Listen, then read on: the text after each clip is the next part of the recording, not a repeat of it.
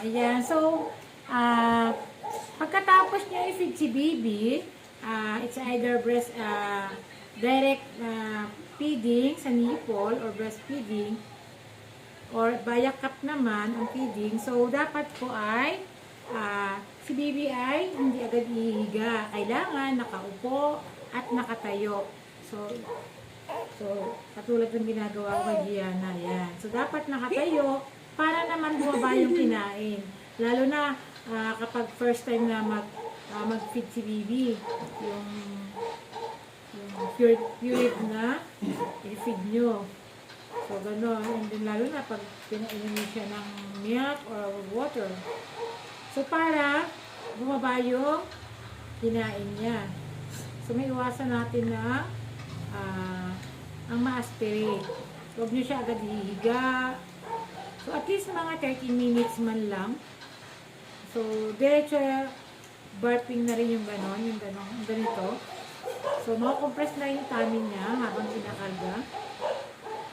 Ayan. So, kailangan ay i-replay niyo muna si baby, kakausapin para malibang. Dahil, kapag bagong kain o bagong feed, mararamdaman nila talaga antukin, kaya matutulog na sila. So, lilibangin nyo lang mga manis. Busog na busog si Gianna, oh. Bakit Kaya happy siya, oh. Yan, busog na busog siya. Gusto niya pang kumain, nangihingi pa siya ng pagkain. Pero syempre, kapag first feed ni baby ng mga solid food, hindi niyo dapat bibigyan ng madami. Makakabagi. Ayaw nyo. So, kukontrolin nyo lang. Gusto niya madami. Hindi na totoo Gusto yun. niya madami.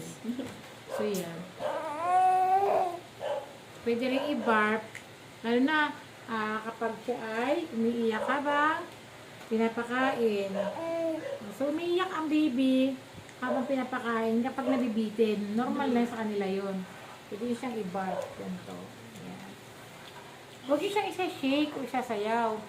Dahil, masusuka ang baby. Ganito lang. Press ko lang yung tummy niya. Pero pwede namang hindi mag-barf. Sabi yung mama. O, habang inuupo siya, nakaupo, yan, pwede na siya mag-barf. Hindi pa kumain. Hinahabol niya yung pagkain, oh. Gusto niya pang kumain. Pero syempre, ano lang, Siyempre, hindi tayo pwede hindi pwedeng Masapal-sapal biglain. yun. Malibago yung stomach. Siyempre, dadaan mo sa intestine, bakit sa stomach? Kailangan pababain siya. Parang Huwag hindi niyo lang agad ayaw siyang siya. hihiga. Oo, huwag niyo agad siya papatulugin. Parang hindi siyang ayaw siya. And then, kapag mga nasa 15 to 30 minutes na, yun ang inupo, pinatayo si baby, dapat, pag hiniga niyo siya ay mataas yung kanyang likod, naka-high backrest sa higaan. So, may unan siya sa likod. So, yan.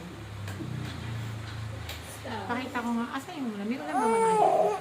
Ayan, wala siya kasi nabitin ko siya. Kasi hindi pa kumain. Ay! Ay! Tingin mo sa'yo, OJs, oh. Ayun, ayan mga viewers, oh. Ayan. So, hindi malaman kung siya ay happy. Oh. Kung happy ba siya, or Yes! o hindi happy. Kasi nagagalit siya, eh. Oh. Sabi niya, medyo iyak tawa kasi parang hindi ano. Hindi dire-diretso yung Tawa siya pakain. kasi nga nabitin siya. Hanganan ka punta. Oh, huwag niyo masyadong ipitin lang yung tummy nila. Ayan! Magkaroon na ano. Ayan. Oh, happy na talaga siya. Kasi busog naman siya eh. Marami na rin yung Gianna, ha? Gusto niya ganyan eh, pinapakita sa kanya yung picture niya. Kasi niya pala minomonitor yung nilalabas. Hindi pa post. Ayan, nakapagsalda lang ko muna sa mga viewers. Oh, ayan, oh. Oh. Masarap din yung kinain niya. Pati Pero yung ano dalawa yun? niya. Oh, tsaka yung water. Smile! Say mo hello vlog!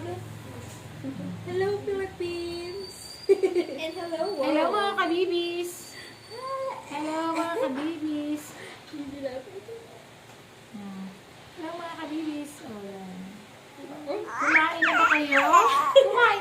kayo, katulad ko. Oh. So, dapat po, iba-iba yung papakain niyo sa baby sa isang araw Ang dami na exposure nito. para balance din. Ayun.